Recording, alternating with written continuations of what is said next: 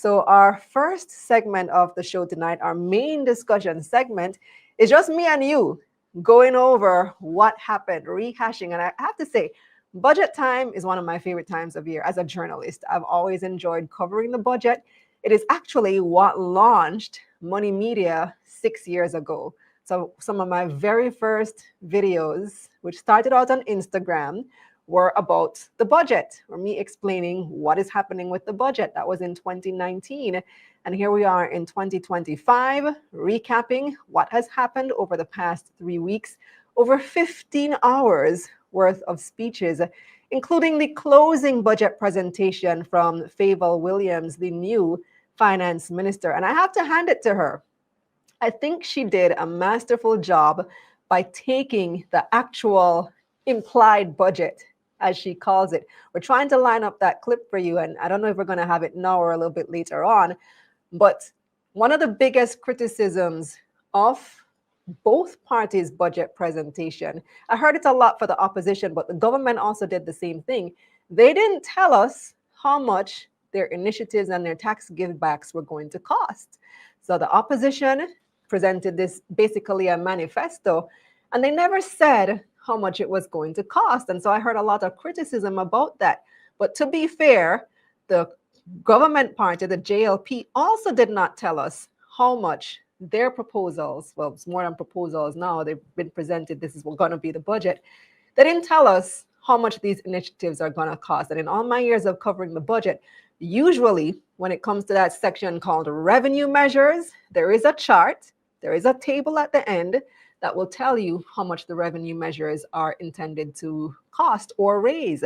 Now, traditionally, when the budget is presented, we have had tax measures, revenue measures intended to raise revenues. So taxes going up, and there would be that chart telling you how much additional funds they're going to raise from these new tax initiatives.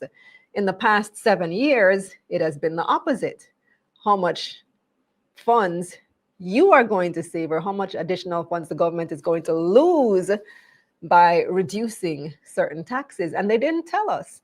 And then the other thing we would like to know is, where are you going to get these funds from?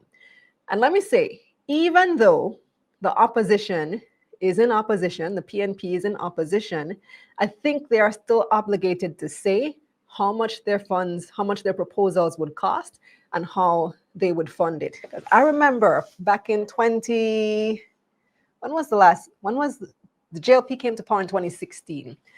So back in 2016, 2015, 2016, leading up to that election, when the JLP presented their 1.5 income tax proposal to raise the income tax threshold from 700 and something thousand to 1.5 million. I remember being at that press conference with Audley Shaw and Auburn Hill and pressing them on how they were going to fund it. Because if you're going to present this grand idea to the electorate, to the public, as something that you want them to elect you based on, we have to know that your proposal is actually practical, that your proposal is feasible, that you're not just saying this to win votes, but you have a plan to implement it. And I remember pressing them on it until, they finally told us how much it would cost, how much billions it would cost, and where they were going to get the funds. And it turned out when they got in power, the funds that they thought they would have weren't available. And it was a whole thing. And they had to phase it in, as Audley Shaw at the time said. Now, this time around, it's a little bit different because the PNP has used the occasion of the budget debates to basically introduce their manifesto, to introduce their proposals. And so some may argue it wasn't the time or place to do that. However, I think that given that it's an election year, I think it was fair game for them to propose an alternative budget.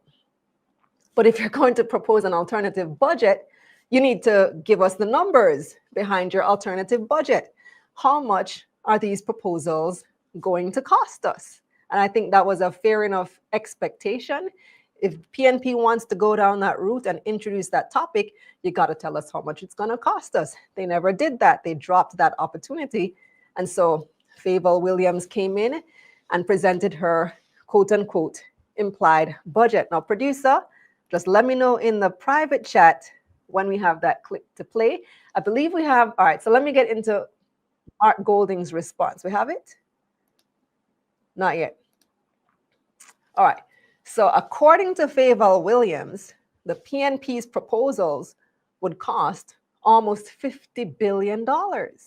Meanwhile, the JLP's givebacks or give ups, as she called them, are going to cost about $9.2 billion and are already factored into the budget. Now, according to Fayval Williams, the finance minister as well, what the PNP is proposing to do would essentially crash the budget. She compared it to a FinSac 2.0. I think she was being overly dramatic with that comparison. I don't have the data to say how much FinSac actually cost the government, but I'm pretty sure it was more than $50 billion or the equivalent in today's currency. So yeah, I don't think that comparison was fair. However, the stark difference between the two proposals is something that is of note. And so now we have Mark Golding making this comment in response to what Fayval Williams said. Of order because the minister is misleading the House. We did not present an implied budget for the coming fiscal year. We presented our proposals, our policy commitments for the next PNP government. And we have never said that they will be implemented in the current fiscal year. They are...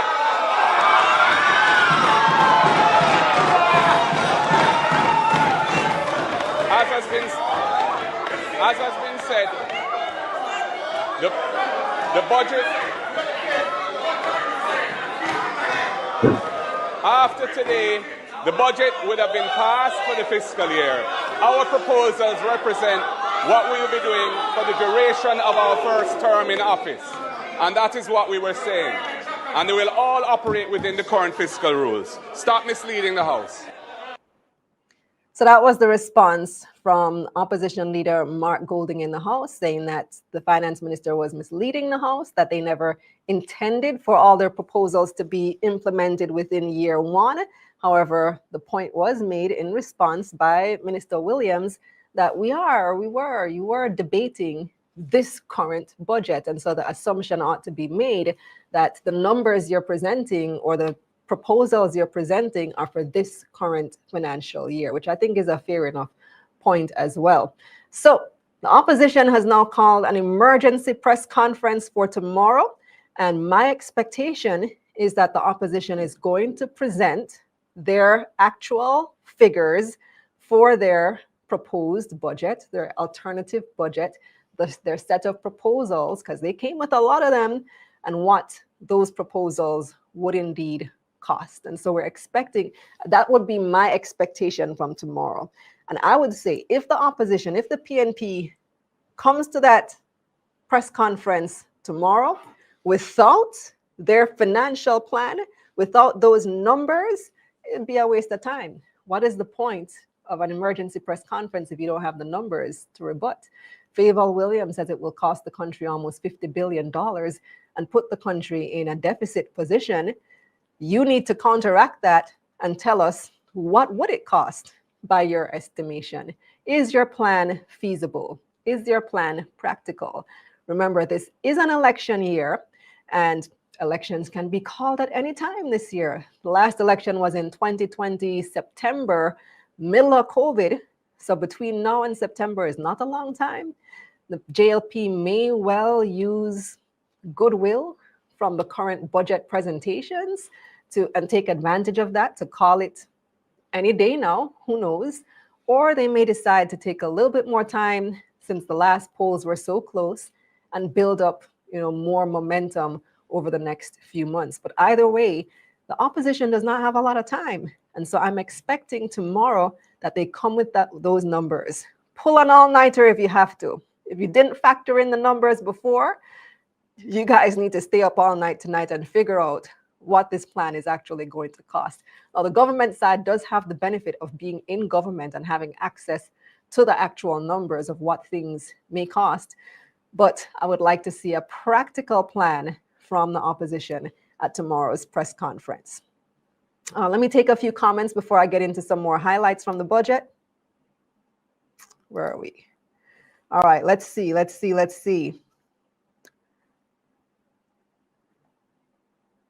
We have Seymour tuning in from Bermuda. I haven't looked at the comments yet. Strong Link says he doesn't like the question about who won. The budget is serious business, not a contest. The question is, which budget presentation was more credible? So that's actually how I'm framing the question at the end of this segment.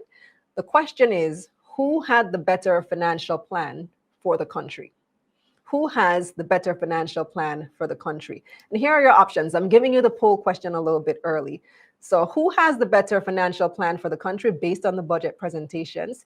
And reframing that question, AKA who won the budget debate. So your options are the JLP, the PNP, none of them, or I don't care. The JLP, PNP, none of them, or I don't care. Who had the better financial plan for the country? That is our poll question for this evening. I would love to hear your opinions. You can take that poll on the community tab of YouTube over on X, formerly known as Twitter.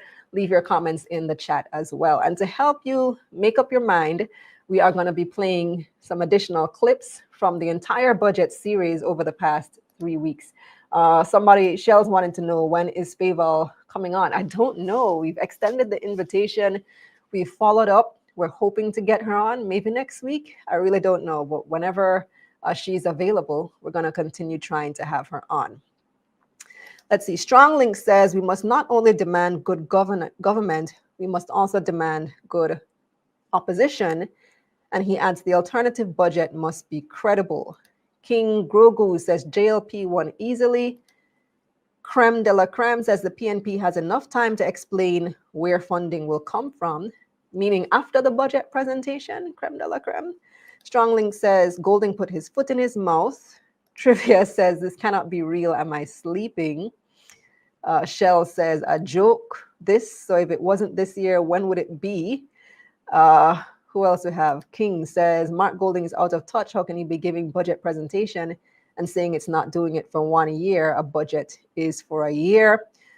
Strong Link says it's a 25-26 budget. If he was doing something else, he should have said so.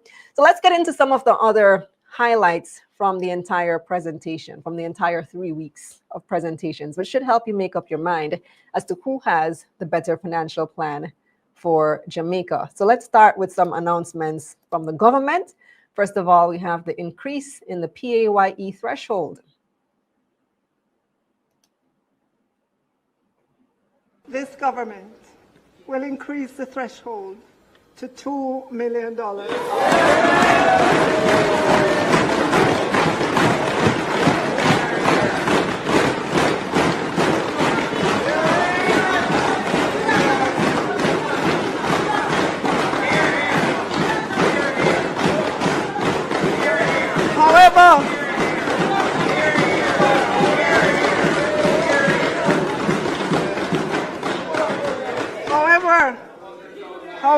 However, colleagues, remember, we are a responsible government, and so we'll increase the threshold in 3 tranches, to 1.8, then 1.9, then 2 million over a 3-year period, starting April 1, 2025.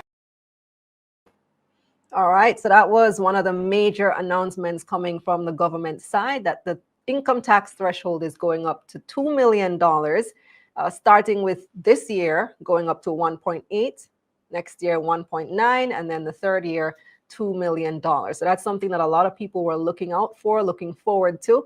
It is going to put money back in your pockets in the immediate term. Not a whole heap of money, about $2,000 a month. Can buy an extra KFC, a 2-box lunch maybe.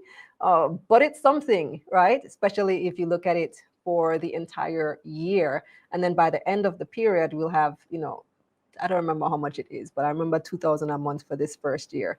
Next announcement was the increase in the minimum wage.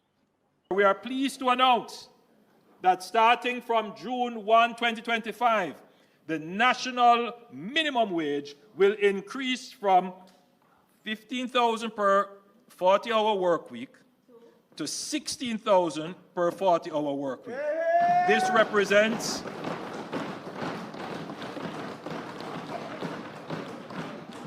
a 6.7% increase, reinforcing our commitment to improving the livelihoods of our lowest paid workers while ensuring economic stability.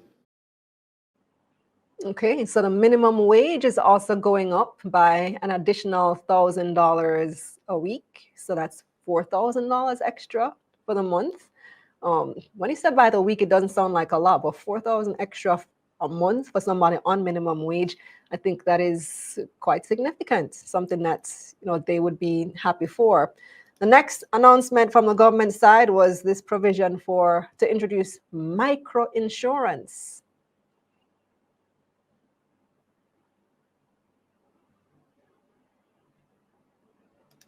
We have that one.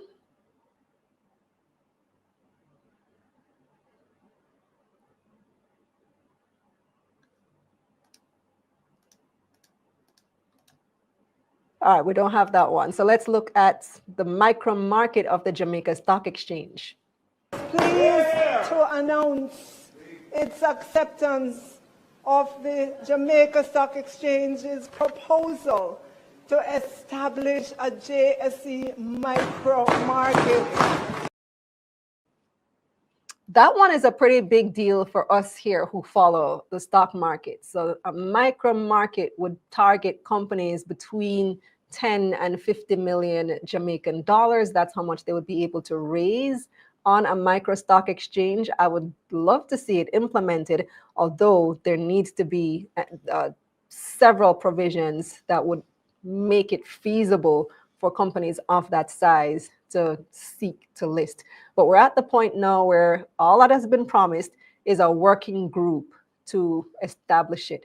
But they have gotten the green light, or the JLP administration has given the green light for the establishment of a micro stock exchange. No timeline was given for when this would be done, or what would be, the timeline for the working group to come up with their set of proposals, which I would have loved to hear.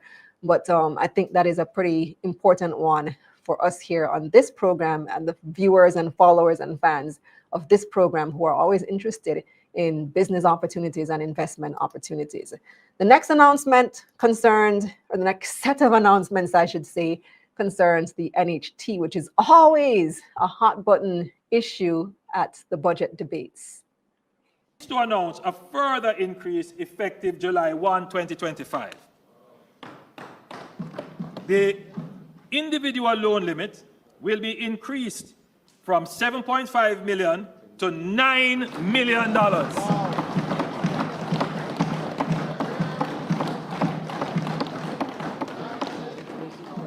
For two co-applicants, the combined maximum loan limit will be increased from $15 million to $17 million.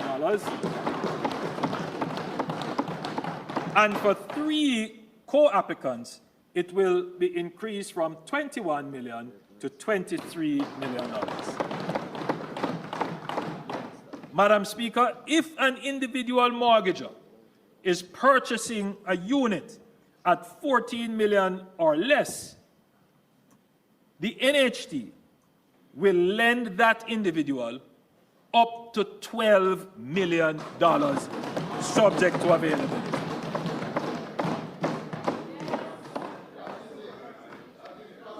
Let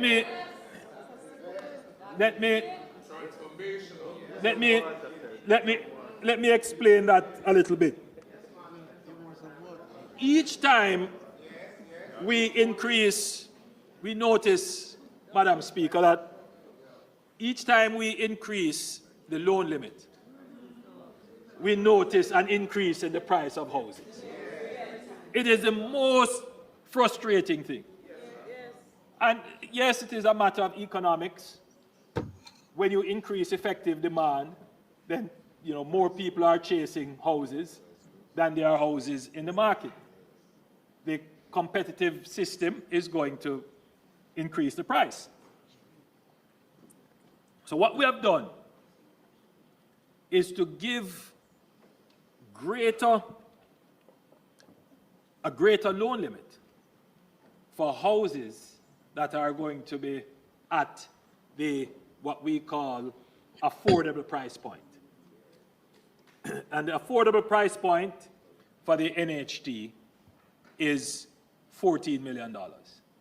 In fact, Madam Speaker, we have given a policy directive to the NHT that all their resources should now be directed at producing houses that are around this price point. So that's the government's plan for the NHT. Now let's take a look at what the PNP is proposing for the NHT. Many people earn their living in the informal sector in Jamaica, and they are not able to produce a payslip to establish their income. Many other people have formal employment, but they end up paying rent because they cannot afford to save for the deposit to pay down on a house. We will roll out the NHT rent-to-own plan to address these two situations.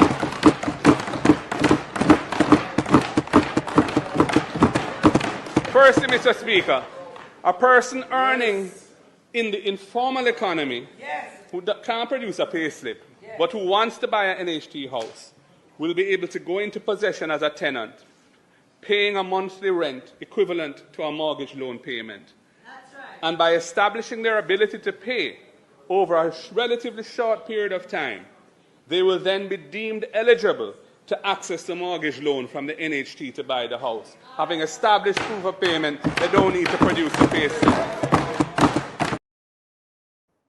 So that's Opposition Leader Mark Golding on the NHT. So which one, having heard both sets of proposals, plans for the JLP, proposals for the PNP since they're not in power, which one do you think is a better plan for the NHT? Now, earlier we also played the clip from Prime Minister Andrew Holness regarding the increase in the minimum wage. So minimum wage is going to $16,000 a week. Here is what the opposition is proposing as it relates to the minimum wage. In our first year in office, I will task the Planning Institute of Jamaica, the PIOJ, to provide its insights and its research regarding shifting from a minimum wage system to a livable wage system. One which is tied to the actual cost of living and is renewed annually to account for accumulated inflation over the preceding year. The benefits, Mr. Speaker, of families earning a livable wage and living above the poverty line will outweigh any temporary effects on the employment market.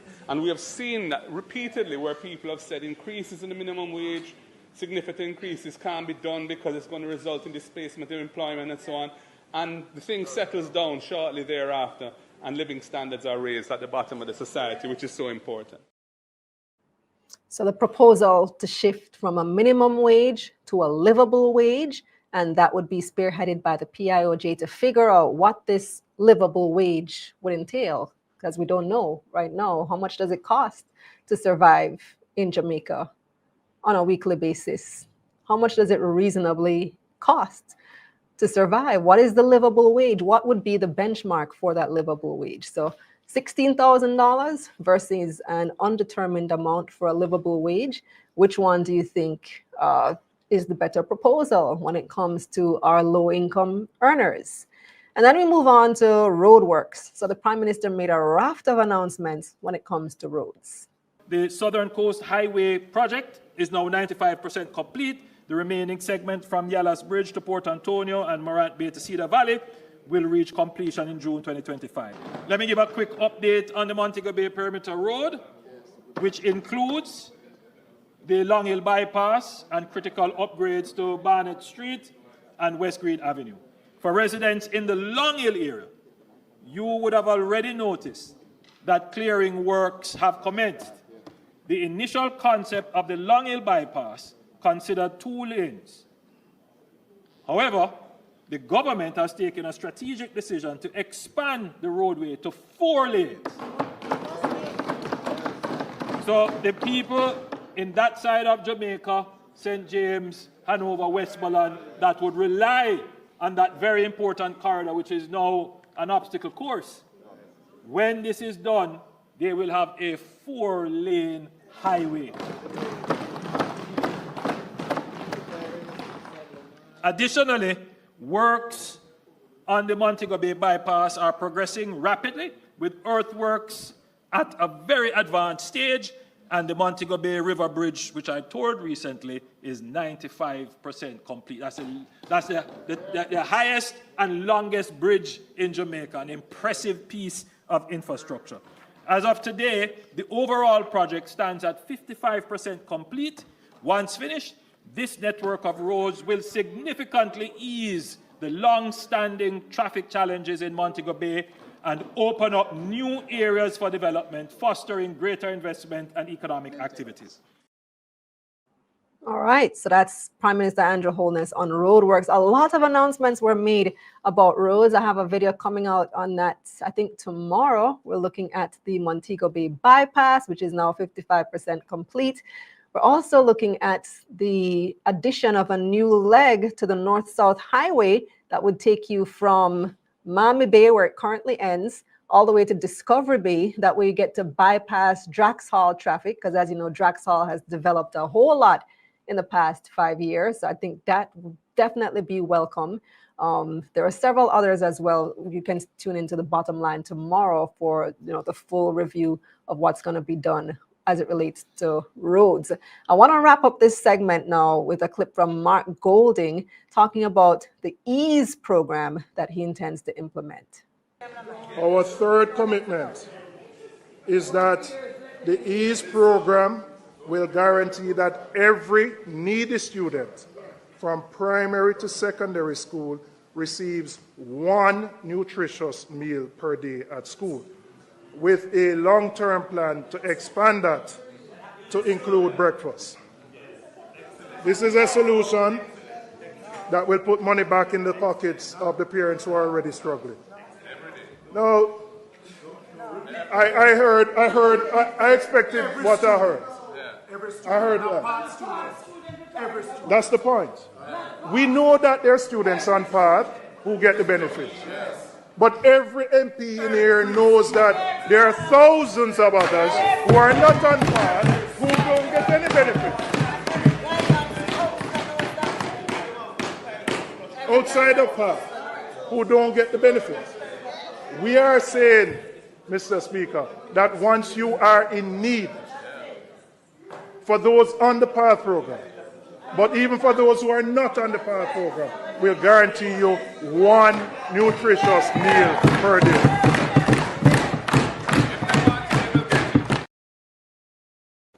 And then they also had the RIDE program, which is their rural school bus initiative for students who aren't currently served by the JUTC. Now, there are a lot more things. We're kind of out of time for this segment right now, but I just want to briefly touch on both parties had a lot to say about the Student Loans Bureau, what their proposals would be. The JLP and the PNP. So the PNP wants to give you an additional 6 months moratorium from the time that you graduate before you have to start repaying. Let me see if I can find them. I was trying to look for them just now in my notes. I think it was Julian Robinson, by the way. I said opposition leader Mark Golding for the last clip is actually Julian Robinson, the opposition spokesman on finance. But yes, both parties had a lot to say about student loans, the terms of repayment and so on, extension of maturity. Both parties had a lot to say about electricity, access to electricity. The PNP saying that they are going to provide for more renewables, also saying that they would decriminalize electricity theft and they would introduce an electricity empowerment program which would help to rewire buildings or households for legal electricity and also provide solar panels, which I think is a good idea, providing solar panels for people who need this initiative. I don't think FAVAL rebutted that specific provision. Like, how much would that cost to provide solar panels for how many households as well? So a lot to say on electricity access, a lot to say on student loans, and several other issues. But before we go to the break, let me take a few comments here. Let me see what you guys are saying.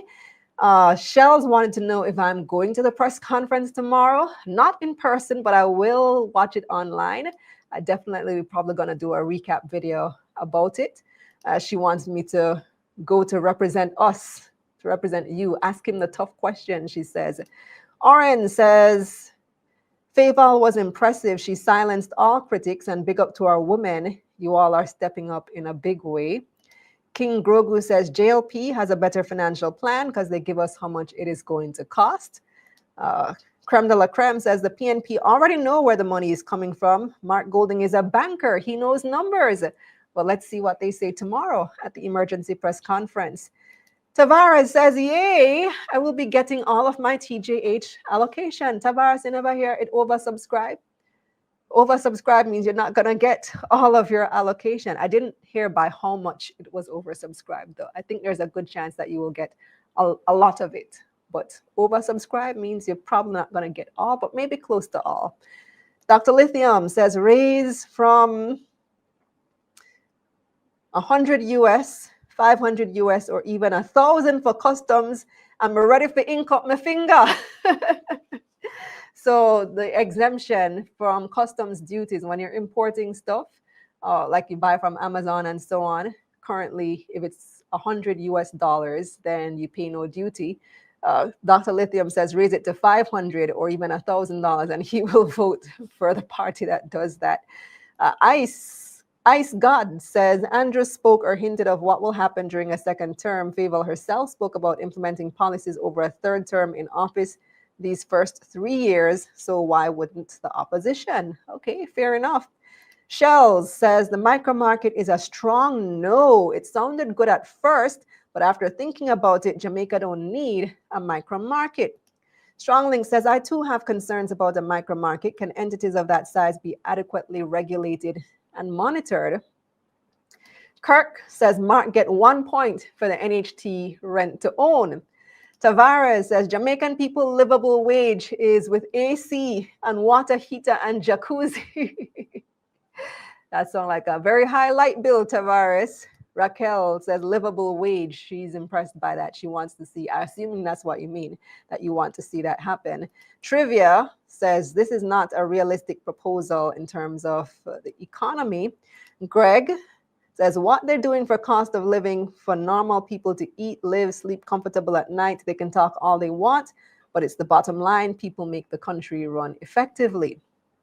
Worrell says that rent equivalent to a mortgage sounds high. The idea is to prove that you can pay a mortgage. So this initiative, the rent to own initiative, is targeted at people who currently don't work maybe in the formal system. So they don't collect pay slips, so they don't have that proof of income on paper to show. But if you give them an opportunity to make the payment, they can make the payment. Just that maybe you work, maybe you're self-employed, and so you don't have, pay slips, but you can make the payment. And so it's rent in the loose sense, but it's proving that you are able to make the mortgage payment. Tavares says country focusing too much on handouts to indirectly buy votes. And Ryan says $100,000 for a family of 4 is a livable wage per week. Per week, $100,000 per week, $400K a month.